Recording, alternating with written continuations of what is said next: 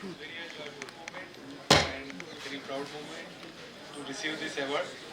I am very much grateful to the Alumni Association and the committee members who have selected me and considered me as awardee. It is also a pleasure to receive this award from PG Venkatraman sir. We are known, he is very much popular with his short name PGV in the industry. Probably everybody knows him with that name only. In Stoke, we listen very much about him, that he has done some projects which are extraordinary, and that is the legacy he has left for us. And today I receive award with his presence. That is my fortune. I definitely today miss very much SD Limay sir, who was very key person in my early days of career in Stoke. Which are the projects I am going to present. The first project, he was standing very much back of, so I could do that. Today I am going to speak about 3 projects which I did. I did many projects as such, but in the short time of 30 minutes, I could cover, I think, 3 projects.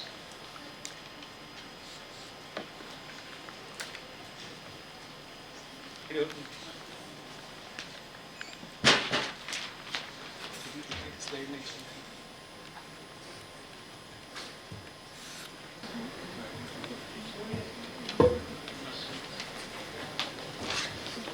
So generally the bridges are designed considering the functional requirement. So the span is taken considering the whatever the requirement to cross over. If something is there in the junction or something, then that we have to clear. So the span is chosen from that perspective. The 2 projects I did were the same, crossing over the railways. The road has to cross the railway line, and the demand from railway was that there should not be any pier in the railway boundary. So the long span bridge was the first came across for my work. Then the second challenge was constructing this bridge. Any bridge, the design is one part, the construction is another, and the bridge design as well as construction both goes hand in hand. And so I am talking more about the construction engineering today rather than the design work. For long span, the possible solutions could be the arch bridge, extra dose bridge, or cable stayed bridge. But being a cable stayed bridge, very small in its depth, so it was chosen. And these solutions were adopted in 2 locations. One is at Nagpur and one is at Bardhaman, West Bengal. The third one I will talk today is basically architectural driven project, that is Durgam Chedu project. Aesthetic was given more importance and that bridge was done.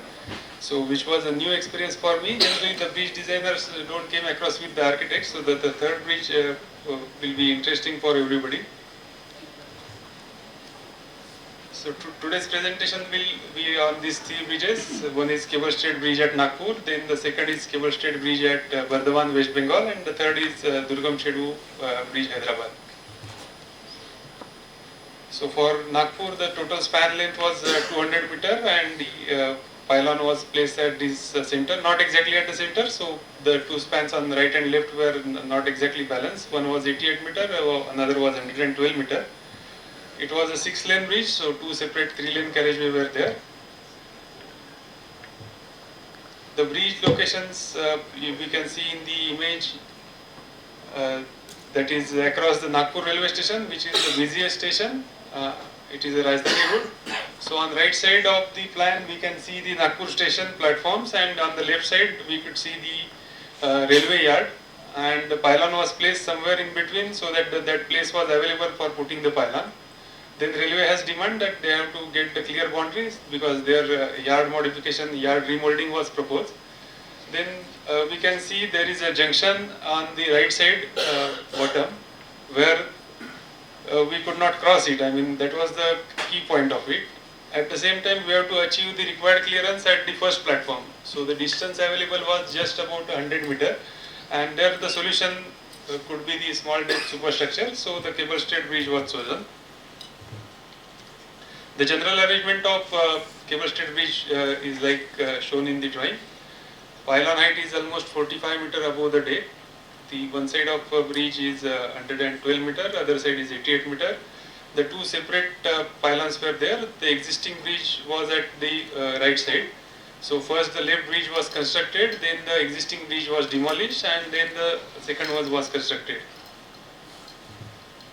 The deck is just 1.2 meter depth, so that the minimum depth was whatever required clearance was also achieved, and junction was also satisfied that with the distance. So with 1.2 meter depth, overall construction or the overall depth was managed. But the side beams we are looking at, they were extended later because during the construction there was some difficulty. The original scheme was something different, and because of some constraint the scheme was changed, and then the depth of the beams were increased above the deck also. So this is something, I mean, semi-through kind of a bridge. The cables are placed on the side two beams. So there are two beams running along the bridge lines, 12.3 meter apart, and the carriageway is 11 meter in between accommodated. On both the bridges pylon, there is a footpath of 1.5 meter on outside of one beam. This is the photograph of the right photograph shows the first bridge was almost completed, and we can see there is an existing bridge where the spans were just very smaller, I mean 8 to 10 meter spans, and multiple spans were there. It was also extended multiple times, I mean probably the railway yard was extended, then some spans were added, and the bridge was very old, so definitely it was required to be demolished, and the new bridge was required to be constructed. Vertical clearance also was increased as per the latest SOD, so the new bridge is higher than the older bridge. The span is, railway has asked to clear the railway boundary, so the span was chosen. The left bottom view shows both the bridge after completion. So we can imagine the difficulty in the construction, that how it was, because the situation was with the busy railway line at Nagpur, and train frequency is very high there. Also it is a Rajdhani route, so it cannot be closed, and the construction was very difficult. Now of course the construction cannot be done in a conventional way, that conventionally we erect the staging, we cast the deck and remove the staging after required strain. So that was not possible here. So the cantilever form traveller was designed. I mean that is usual for bridge designers, that such cantilever form travellers are used. So the right side shows the general arrangement of that is a red is given as a bottom beam which supports the required shuttering for the bridge deck construction. The grey area of deck is already constructed. On taking support from that already constructed bridge, the bottom beam is placed. Then there is a top gantry, which in turn help in moving the that undercarriage further after construction of next bridge. So left shows the cross section. Below the cross section of the deck there is a gantry which supports the cross beams, and on the cross beam all the shuttering has been placed. Then the deck concreting can be done. So originally it was conceived that only A and B will be supported. Now for design point of view we can understand, if only A and B were supported, then the reaction at A would be very high, and for that reason the beam was not capable. Then we were requiring to strengthen it much more. Then the decision was taken that we will support at C location, and that will be a temporary cable at C location. So that became a complicated from operation point of view, but we could manage with whatever constrained depth of girder and with whatever sizing were originally envisaged. So the overall construction was done without any support from below, except near the pylon. The first deck of say 14 meter on either side was constructed with usual conventional staging, and then this gantry was mounted on top of it to construct the deck further. So the further construction was segment by segment. Each segment was about 6.3 meter length, and then the permanent cable was stretched. So the deck becomes self-supported, not fully cantilever, and the load moves further for the taking further concrete. Now in this method, I mean any bridge, by any way we construct, we have to always keep our goal that whatever clearance is required, we have to satisfy. Whatever geometry of the bridge required or desired as per the vertical curve or whatever form, that has to be achieved at the end of its construction. So the first diagram shows the deflection diagram, which is a deflection due to dead load, whatever permanent loads are there. Now I have to construct a bridge with the reverse of that diagram. Then only the final geometry will come to the original one, which is desired one. So that is called a camber diagram. Now camber, in case of a conventional staging, it is easier. I mean, we can do the one stage, whatever the camber diagram is there, we can erect the shuttering in the form of camber, and then we can lay the concrete, and after removal of staging, it will come to the whatever shape is there. But in segmental construction, that is slightly a tricky one. Now in segmental construction, this is going on accumulating. I mean, the deflections goes on accumulating. Suppose there is a, I have shown the, for schematic, the 3 segment elaboration. S1, S2, S3, these are the 3 segments. Now S1 is erected, then it will deflect because of its self-weight. After erecting S2, S2 will also deflect, then it will deflect the S1 also. So forth and so on. So the reverse of the whatever deflections is there, that is accumulated curve, we can reverse as a camber curve. But here the concrete strength of S1 will be different when S3 is cast. When S2 is cast, it is different. So that we have to account it, and that is slightly tricky one. Nowadays the softwares are available where we can model such non-linearity. The overall behavior is non-linear. To capture this, the camber diagram, we have to model very precisely the concrete strain curve very precisely and the activity, because generally we plan something and at site it goes something else. So that we have to accommodate in the design. So factors affect the overall construction are the concrete strain at various times. I mean, not only the generally we designate any concrete strength at the 20th day, but here it is equally important to consider the concrete strength at different age, because the age of each segment is different at given point of time. Then second factor which affects the overall camber or the deflections is ambient temperature. If we have pure cantilever and if we measure the its survey in the morning, the levels will be different. If we measure it at the afternoon, it will be different. Similarly, the pylons are very tall. It has the effect of sun path, because these pylons were facing exactly east-west. So in the morning the pylon was deflecting on one side, on the evening the pylon was deflecting on the other side. So that also has effect. Then the assessment of construction load, that is very much affecting the design. So whatever weight of gantry initially calculated and whatever actually has built, there was a quite difference, and then we reiterated all the calculations once again, and we found that we are close by.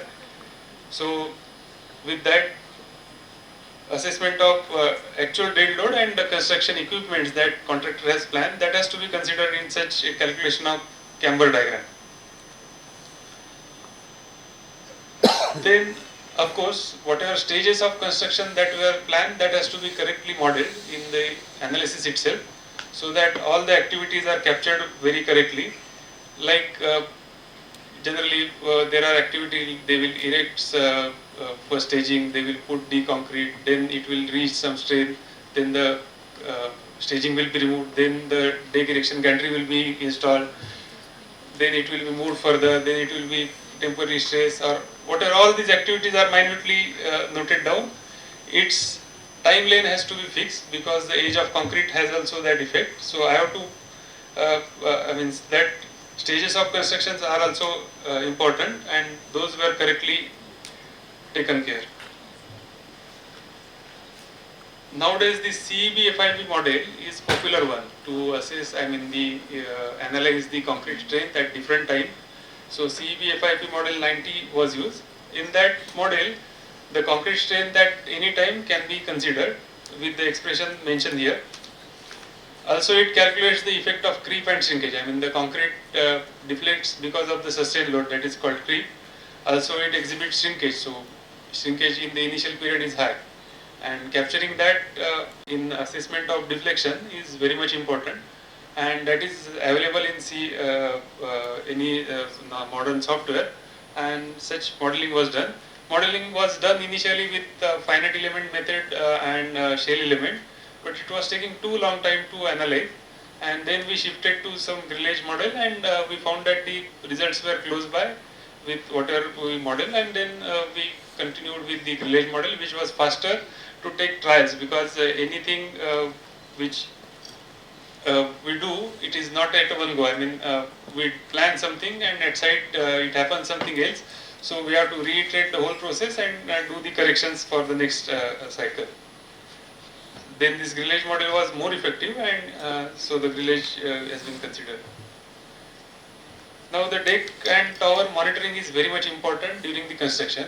So initially we plan something, and as per that planning we give the designer, from designer perspective, we give some output that with the assumption of loads and whatever the concrete data is there, we generally give the deflections of beam at various locations at various activities. Similarly, deflections or the values for the pylon deflections are also given. Then those are monitored at site, and then the correlation between the analysis and actual at site is done. So it is a bidirectional process. That designer gives some output, then it is cross verified at site. If there is a difference, then we have to cross verify whether the assumptions are going wrong, or any correction is required in the analysis, or any factors which are not really captured. So we have to see. In the initial period, we were not considering the temperature, and that has a great impact. So that was the, I mean, we can say that, I can say that was a takeaway in this analysis overall model. Rather, there were certain more also, like this whatever time cycle we were considering and whatever time cycle actually was happening, that was also different. So then we corrected everything, and we came to certain close by result after say third or fourth segment, and then we find that it was okay till the end of construction. So first 3-4 segment construction was slightly difficult.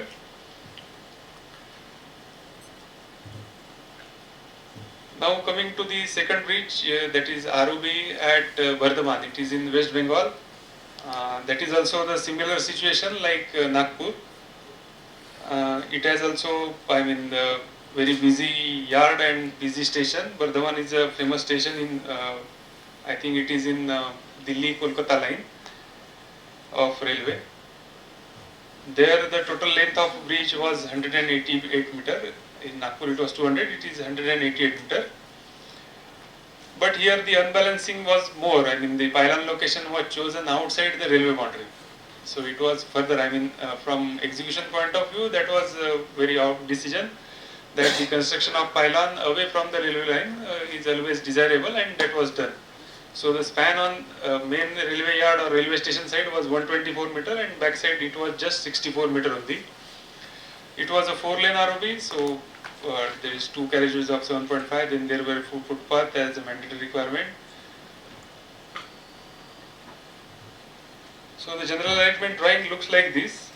The backside span is very short, almost half the length of main span, and the tower height is here also almost 51 meter tower was there. As we see, the front span is bigger, back span is shorter. We have to balance the weight at pylon, otherwise there will be a continuous unbalanced movement. So the section of front span was steel girder, I mean lighter steel girders, lighter steel hollow girders with minimum thickness of deck slab. Whereas on the back side, we have to generate the dead load. So the solid RCC beams were there, and the deck slab was also made thicker to balance the overall weight. The back side and the pylon was made integral. So pylon below the deck and the back span is integral and in concrete. So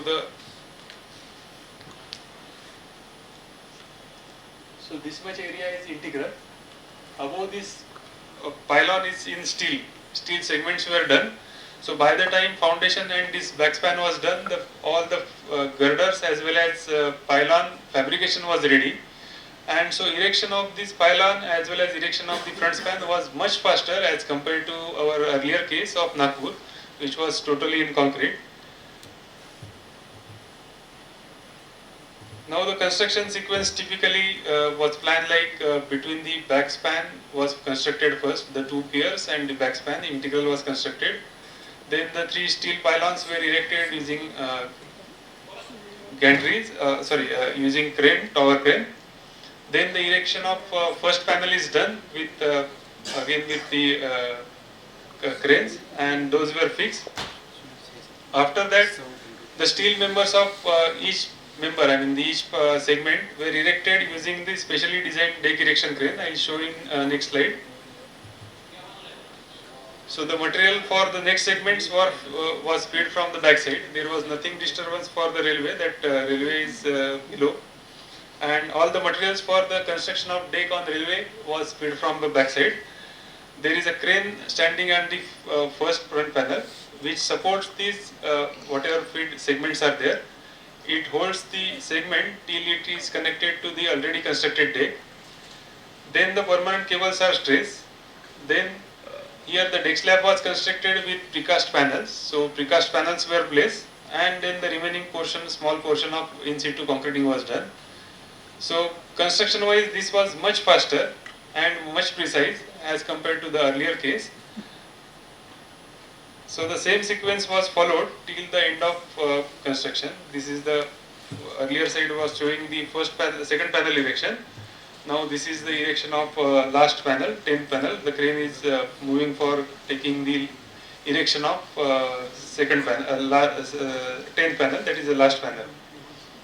The back staging was kept as it is till the end of construction, because it was required from the design point of view, because all cables were erected on the back side also stage by stage. Otherwise there was a huge bending moment on the pylon, unbalanced bending moment on the pylon. This is the photograph of deck erection crane which was designed and used in this project. The total weight was around 80-85 ton, and there was a balancing weight on the back side that was around 100 ton. So the total weight of this erection gantry was just 180 ton, whereas in Nagpur it was almost 220 ton for the erection of 6 meter segment, whereas here the segment length was also longer, that 12 meter, because generally the steel plates are available in the length of 12 meter. So each segment on Bardhaman was 12 meter length on front side. Again, the geometry control methodology was similar to whatever we did in Nagpur, but here difference is that the panels were prefabricated. Those were the steel prefabrication. The holding, whatever the bolt positions were already done in the already constructed deck. So there was hardly any chance to adjust the deck during the construction. So deck cannot be, in Nagpur we used to adjust the deck by adjusting the shutter levels, whereas this adjustment was not possible here. So the only adjustment was possible is through the pre-camber in the steel girder. So that was exercised, and whatever, if there is a difference after erection, then that was adjusted with the adjustment of cable forces only. So these were the two adjustments possible. The geometry control methodology is similar. After each activity, the survey readings were monitored, and those were compared with the theoretical expected in the design. In case of steel girders, the precision in erection as well as in the E value as well as the deflections expected were more precise as compared to the concrete one. So the geometry control in case of the Bardhaman was also much easier. After completion of bridge, the total bridge, we could, there were three girders. The uniqueness of this is there were three pylons and three longitudinal girders because of the depth restriction. We could achieve the geometry with plus minus 60 mm, and after wearing coat, that also was covered. And this accuracy was achieved with the panel length of 12 meter also. Had it been a smaller panel length, probably we could have achieved more precisely.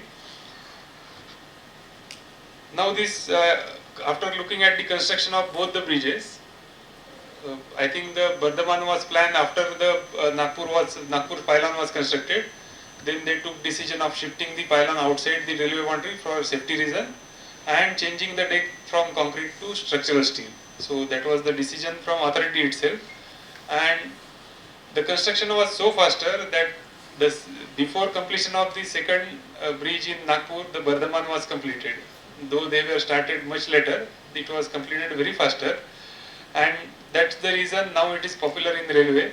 Now in Mumbai suburbs, some more bridges are planned like that to bridge the between east and west side of railway line. So such some more bridges will come in Mumbai now. So that is the popular solution in now railway for crossing the railway line. Now coming to the third bridge which I am going to talk. This is at Hyderabad. It is again a 234 meter central span, and there are side spans. The side spans are smaller. I mean, ideally for 234 meter span, we would have gone for at least 120, 125 meter side span. But because of the geometric constraint and the land problem, the spans were restricted to 96 meter. And the overall design of this bridge is basically, I'll show the next photograph so that it will be easy to appreciate. The overall design of the bridge is mainly aesthetic driven project. It was, initially the only 234 meter span was fixed, so we proposed some conventional option of cable-stayed bridge with, say, rectangular sections of steel, which was easy to, after Bardhaman it was, so similar solution was proposed with 234 meter span also. It was cable-stayed bridge, but then the authority says they were going to develop the lake for public place, and from that perspective they demanded that it should be aesthetically pleasing structure. So the architect came in. That was our first experience in infrastructure project at Architectural Century, which was very difficult in the initial time, but later on we collaborated together and came up with a good solution. So the dimensioning or the basic shapes were given by architects. Then all the detailings was done by architect. The right side shows the 3D animated view, which was imagined by architects initially, and the left is almost completed bridge, which are very much close by, and it is, nowadays it is popular in Hyderabad to visit this place, and it has become a popular place. Again, here the construction is of course segmental. The back spans were constructed using conventional staging. All the girders, all the segments are precast segment. On the back side, they were erected on the conventional staging, whereas on the front, inside the lake, it is not allowed to erect any. That was not even possible for erecting that much long staging. So it is done with stage by stage construction. The bottom view shows the closer picture of segment erection in place. Again, the analysis is the similar way, stage by stage analysis was done. Then the same was given on the drawing, and the expected levels were given, and then it was cross-verified at each stage.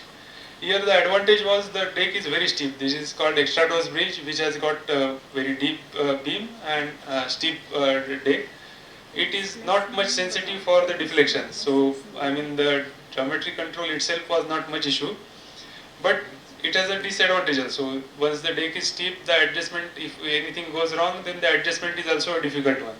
So whatever the deflection curve was required, that was required to be built in the segment construction itself, and that geometry precision was done in the casting yard itself. The segments were cast to the required shape, and then it was erected. Then some minor adjustments were done at site using shim plates or some kind of thing. So this was the backside fan, which was erected first on staging. Now it is ready for taking the next segment. Now the segment by segment are erected. So in between the stage is like that. The segment by segments were erected, and cables were stressed. Then the erection gantries are moved forward, and the next segment is held, and then the pre-stress. There were internal pre-stress as well as external pre-stress. So looking at all these three bridges, I mean the first bridge, I was very, it was very early of days of my career. Just I had experience of 4.5 years. Then I entered into that. Of course, I mean there were experts who were guiding me all the way. So that the first Santra Market Bridge turned my vision from earlier it was just putting some numbers and getting results and putting in the drawing or something was that. It changed my vision from actual numbers to the physical meaning of those numbers and adjustment, because the deflection at site and at correlation taught me a very, I mean, structure behavior I can judge from that. So that was the advantage. From the three projects, I could summarize that the important conclusion that the construction, in whatever the way a bridge has been conceived, that this will be constructed, because that the last stage of construction will be the first stage of service. So the service design has to be considered with the construction stage stresses. The behavior of structure during the erection and during the service are different. So analysis need to be done considering the detailed construction activities and then the whatever service loads are there. The concrete property changes as per their life, I mean the age of concrete. So in the initial days, the concrete is very sensitive. I mean the gain of concrete strength is much faster in the initial days and then it stabilizes. Also the creep shrinkage effects are very much high on the initial stage and it stabilizes on the 28 days or after that. Then the continuous monitoring, that cross verification with respect to the analysis and actual at site has to be done continuously and very meticulously. Then the deformation of temperature, as I said, some decks are sensitive to deformation, some decks are not sensitive. So, but anyway, that study has to be done in the initial stage itself, and the deformation due to temperature effect is required to be considered. Then after continuous monitoring, the required correction has to be done at each stage itself. I mean, we cannot just let it go on accumulating. It is very difficult to accumulated deflected shape to correct at the latter stage. So at every stage we have to cross verify and give the solution, feasible solution to correct the deck geometry. Then the most important point is assessment of construction load, because whatever we assess and whatever is at site, they are practically, I mean, maybe far away from each other. So the designer has to visit the site frequently and understand what the activities are going on and what type of material and what type of equipments they are really using, and that construction load precision has to be done. So that was my takeaway from all the three projects. After successful completion of Hyderabad Bridge, we and architect, I mean the structural team and architectural team further collaborated for this nice bridge. The left, again the left shows the animated view, and the right bottom and the right, bottom view and the right side view. This is the Sabarmati foot-over bridge at Ahmedabad, which is almost completed, which will be inaugurated very soon. So again, that is a collaboration of structural people and architectural people in the infrastructure, which is very rare. So this is again aesthetic driven, but yes, structurally also we optimize it, and the nice bridge is now ready to for public, which will come very soon. There are two further bridges which are very located in Pune. We are working on it. This is Deccan Bridge for Pune Metro. Sarla Madam is present. We are working for Pune Metro, and this is driven from Mawla's Pagdi. I mean, the cross-section view looks like Mawla's Pagdi. So that was the architectural theme, and I mean the structure. This is going. I mean, talking on the structure itself is another lecture which will take more than an hour's time, because the erection of these arches and the behavior of these arches, then the tensile elements, whatever has been used, and then the optimization. So all these activities are done with, I mean, very with great efforts. I hope this will come in realizations soon. Let's see, because this bridge has not been started. And the third bridge, which is again architecture driven project, Again, it is in the Pune city itself, that is near Sambhaji Garden for Pune Metro, that is connecting to station. This is also FOP. This is architectural theme is driven from the shape of Tanpura. It is coming near auditorium, Bal Gandharva, sorry, Bal Gandharva. So that is coming near Bal Gandharva. So his Tanpura is theme for this, and that is under construction. The pylon is started for the construction, foundation is complete, and pylon is almost completed up to deck level. So this bridge will also come. So that's all from my side, and thank you once again.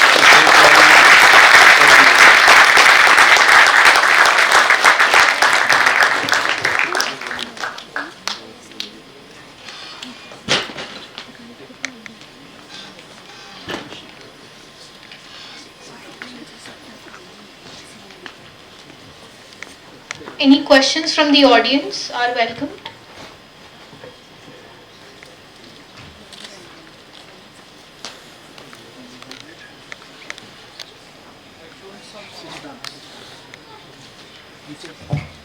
There were some spring elements which were shown in the third bridge.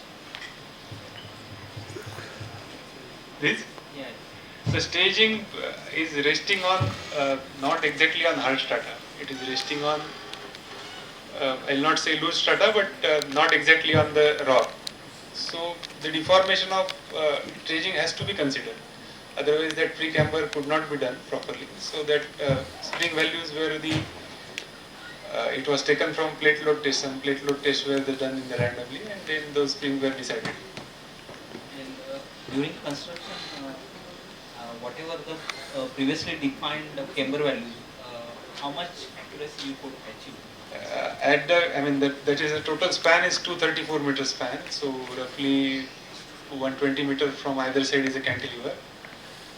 The final three segments were required to do, just the final three segments only were required to do the shimming. There was a difference of about 55 to 60 mm between the two cantilevers. The two cantilevers, because they were originally planned to be constructed symmetrically. In actual reality, it doesn't happen because the right side pylon was not accessible initially. Then some land issue was there. To solve that, it was withheld. So the right side pylon was constructed later. So obviously that deck was erected late.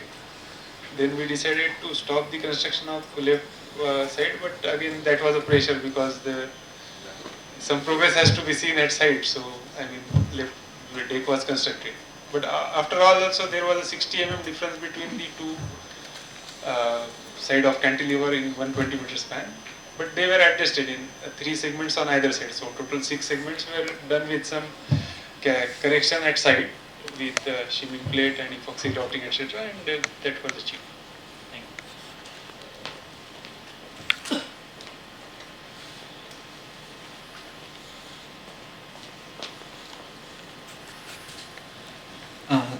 Good evening, sir. The first Nagpur bridge that you were talking about. Yeah. In other bridges, You have used the precast members, but in that bridge it was cast in situ. That was the first experience. After learning in that pro, we changed from cast in situ to steel. And this is third one is, of course, I mean, that is architectural driven. So steel was preferable from a designer's point of view, but not from architectural point of view. So the third one was, precast is always a faster construction. I mean, the construction pace is faster. that was the thing that I was worrying. Why so much of hassle? Taking the concrete strength Yes, and I everything. mean the original tender was bid on that basis, so certainly we cannot change from concrete to steel. It is a costlier material.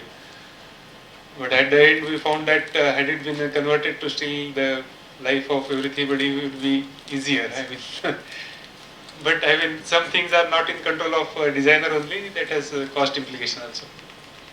I would like to know more about the CEB FIP model 1990. Does it only measure the compressive strength part, or No, it gives the overall behavior of concrete. I mean, creep, shrinkage, as well as strength. And strength is directly affecting the E value, elasticity. So all the 3 parameters, those are considered in that. is it freely available, or? Yeah, in software now, if Midas, Lusas, like those software are inbuilt, that is available. Okay, sir. Thank you.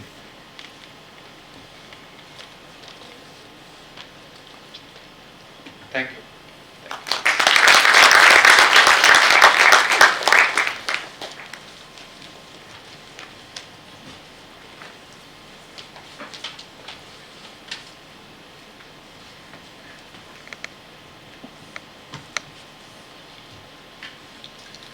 Thank you, sir, for sharing us with the knowledge regarding design and analysis of cable stayed bridges with 3 live examples and the other upcoming projects. The construction methodology with pictures has truly expanded our horizon of understanding the cable stayed bridges. As a structural engineer, your lecture was so concise with explanation, design, criteria, factors affecting deflection, the CEB FIB model, the analysis, the need of grillage models, and other 3 bridges with how you moved from in situ to steel to precast. Sir, the lecture was phenomenal, sir. Thank you, sir. Thank you, sir, for such a beautiful lecture.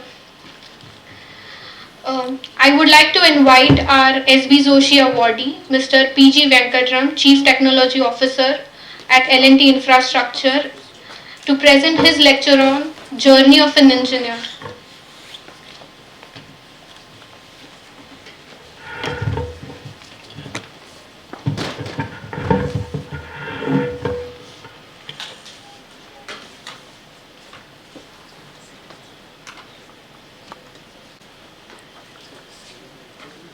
Good evening, everybody.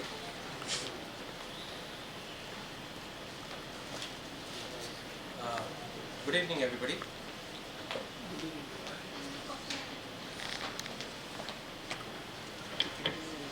Can you hear me now? Sorry, thank you. At the outset, I would like to thank the College of Engineering, Pune, to actually have something that recognizes bridge engineers who contribute so vitally to the connection between peoples. In the olden days, one had to cross the physical obstructions with great difficulty, a river by a boat or other natural means, and subsequently we learned the art of bridging. And then the bridge became, sometimes some of our creations themselves became barriers. So like our roads, for example, they divide the city into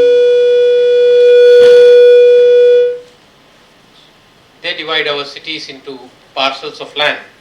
After some time, these roads become barrier.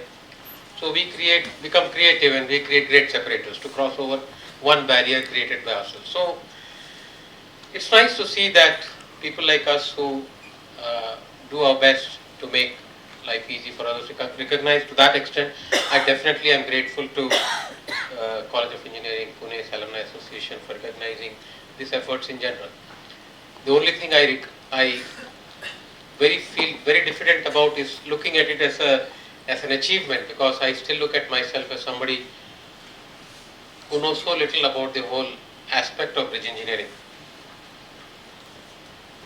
I still consider myself a student, in the sense great people have gone ahead before me who have created wonders, and in my early days I used to wonder myself, when will I ever get a chance to do such things? And when I take you through the various projects that I've worked with, each one of them have contributed a little bit of learning. And when it comes to the concept of learning, since I see a vast majority of the students here, and I am now a part-time faculty in IIT Madras, I would like to emphasize one thing to all students. We study engineering in a college like this. We take maybe on an average an Indian engineering institute that has about 7 or 8 subjects a semester, and we cover 8 semesters to get a degree. So 8 with 64 courses. But if you look at the structure of each course, a course is typically a 3-credit unit. So nowadays, everybody understands credits because the system of evaluation has been standardized across all the colleges. A 3-credit effectively means a lecturer gets in contact with you for a class, a 1-hour class 3 times a week. So 3 hours per week, 14 weeks makes 1 semester, 42 hours of lecture. The lecture covers, let us say argumentatively, 1 textbook. A typical textbook would be about 600 pages.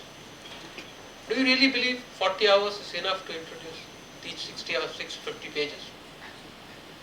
So what exactly are we telling each other? We passed this course. We have been introduced to the course. We just shook hands.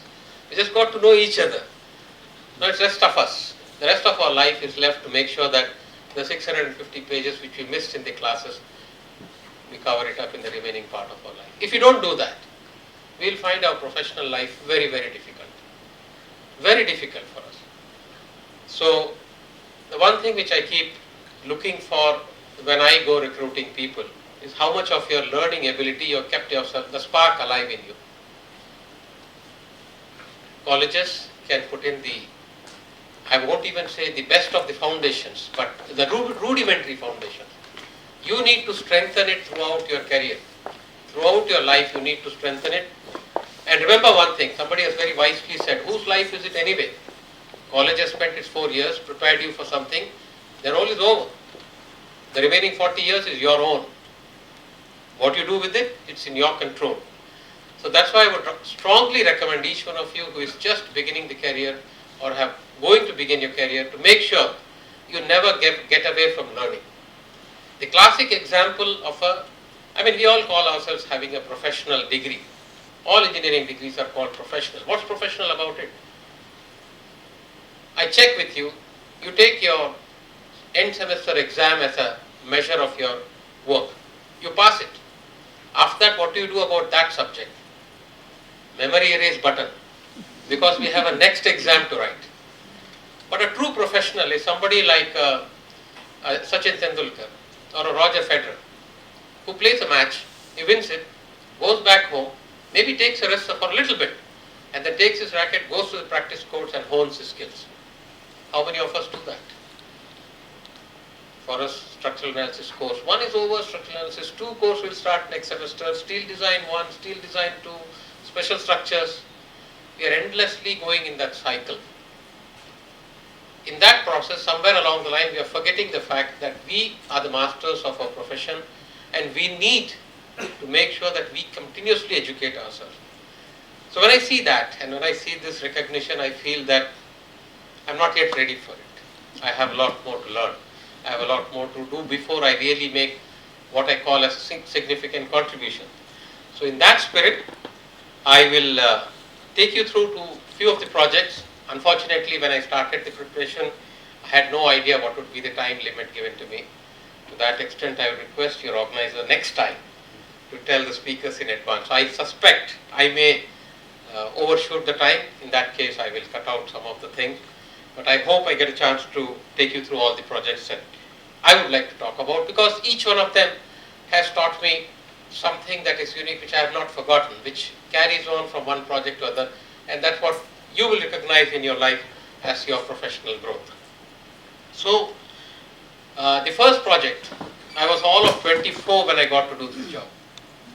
My first job after coming back from US, finishing off my masters, and the project was, and it is the only example of a segmental bridge in railway.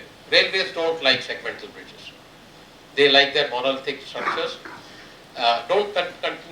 Metros also run rail, but when I mean railways, I mean Indian railways. They hate segmental bridges.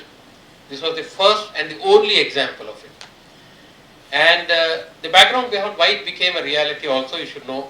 You should blame it on the first recipient of this award. I don't know whether you remember the list. It was Mr. E. Sridharan. He happened to be the general manager in Southern Railway when this project was conceptualized. And he is not averse to doing interesting and new things. He has done many, many new things, introduced new things, new contractors, new construction techniques, and very boldly. So this was an example where he said, okay, let's try out the segmental bridge. But what was most shocking was Stoop consultant who decided to try me out designing the work. What did I know about Priestess Concrete? Nearly zero, other than passing the course. Okay, other than that. What did I know about segmental bridges? I hadn't seen one in my life. What did I know about priestessing? Nothing. Launching? Nothing. So it was a big learning exercise for me. But that's where the caliber of your organization, Yogesh will vouch for it. We've all gone through the same company, Stoop Consultants. They had a great bunch of seniors. I had past recipients of this recognition, also my mentors, my guides, my bosses, Sri Joglekar, Mr. N. Raghavan. They were all my mentors in STOOP in those days. And I was a green 24-year-old engineer doing this design. They gave me one sample design. This is what it was conceptualized early. These are the changes. You follow the step. And the first learning step is always follow the footstep. You can break your own path after you know what the pitfalls are. But initially learn to walk on others' footsteps. Nothing wrong with that. That's how the Japanese learned the concept of good product engineering. Initially they copied. The early Japanese products were very third class, you can say. I'm not saying it's a great bridge. For me, it's a lifetime of memory. A lifetime of memory in which I got to work on this segmental bridge, and I didn't know what segmental bridge was. The only thing I did was, at the end of the design, I said, I will not go support this project unless you allow me to go and visit the site and see it during construction. This I want to encourage each one of you when you take up your profession. The moment you finish it, if you become a designer, that is, you will be office bound. And I find most people like office bound jobs. They don't like the site works. It's a rough, difficult place. No malls, no theatres. It's a midst of nowhere, especially no infrastructure. That's why we are going there to build one. So that I insisted, because I find that every visit to the site is a great learning experience. And now onwards, I would encourage all of you who go to these construction sites or whatever construction activities going around you to look at it from an engineer's perspective rather than a layman or a tourist perspective. It may be beautiful structure, but there are a lot more heartaches in realization of that. So, as I said, this was a modest span, what we call as 100 feet in the railway parlance, and it was built across the backwaters of Kerala. And what you can see is actually the launching girder of that day. Please remember that this is a launching girder of the 80s, very poorly mechanized or virtually no mechanization. It is rolling on the back on the erected span, and the front is moved, as you can see, by a barge. The barge supports the front end, and the barge is guided on forward. It runs, and then you see a lot of these cross trusses. Nowadays you will find a more sophisticated arrangement, as you have seen in Durgam Cheru, where they showed wire, suspenders, mechanical lifting. These are all chain pulley blocks. You had no great mechanism. So you can understand that the construction engineering, construction activity, design is continuously changing. When we did this design, we did not have a computer. There was no personal computer. In 1986, Stoop bought the first personal computer, spending 1 lakh rupees on that, and they had a 6 months management note to say the cost-benefit analysis. You won't believe it, it had a total memory of 186 kilobytes. It ran a program, but you won't believe it, I have designed complex bridges on it. I have designed, subsequent to this, I have designed chimneys, I have designed cooling towers on it. It's possible. But today in my office, an engineer comes, sir, I click this button, I need to change this laptop, it's not fast enough for me. I don't know at that time whether to laugh or cry. You're not helpless. It's just a viewpoint of view. That's not to say that from those days you didn't have the tools to do multiple iterations. So you had to understand the basic principles far better today. Today, unfortunately, with the availability of complex analysis tools, which he said, with which very, very complex deflection calculations, camber corrections are all made easy. In those days, I can tell you, when I did Thane Creek Bridge, I'll come to that, my life was far more miserable than his. So, when you do this, you have to know your first principles right. Then you reduce the number of iterations. Then there is a difference of approach between the designers. So at 24 years of age, I joined this company. 25 May, I remember very clearly, this design was handed over to me in September 84, and the design was finished. It took me 5 months to finish the design because I had only calculator. The design notes, there was no Word, there was no Excel. You had to write handwritten notes. Multiple copies were made by writing them on tracing sheet and taking ammonia prints. There was no Xerox machines. That's an atmosphere under which these bridges, that's why I say you must recognize people like Joshi sir and all that, who did this kind of work when things were much worse. I mean, okay, I can still say I had calculator. They had flight rules. Some of them had log tables. Today if I ask you log tables, so what's that? Precise calculations were done on that. So I'm just telling, these are, I just want you to recognize all these, software, computer, hardware, all of them are tools. The operator is you. If you are not knowledgeable and skillful, they are useless. They are like giving nuclear weapons in the hand of a child. You will blow yourself out. That's also possible with them. So it's not, please don't get enamored by what Midas can do, what Sophistic can do. You should ask what I can do with that. That's more important. The rest is all, anybody can be trained to use a software. So please don't get enamored by that. I can tell you I'm the worst user of software. But in my office I can actually tell most of my people what this software is capable of. By working with them, you give me a problem to model, I will take ages, my junior colleagues all, they will finish it very fast. That is the skill in using a tool. But that doesn't tell you why you should use that tool and how you should use that tool. And that's where we as engineers come into the picture. So please, somewhere along the line, take away your enchantment for knowing newer and newer software. Please remember, you have a problem which I cannot solve by hand calculation, take too long. So think of them as assistants, not you. They cannot replace you. Don't take it to that stage where you start thinking that I buy a software I can do it with 4 engineers less. Impossible. That's a wrong view. So this is an example of the same thing in the construction side. We had less mechanization, but the concept of mechanism, movement, launching, all that was understood. Now, what you have to appreciate is when these segments are resting on these transverse stresses, they are like slices of bread. To understand segmental construction easily, you think about it as a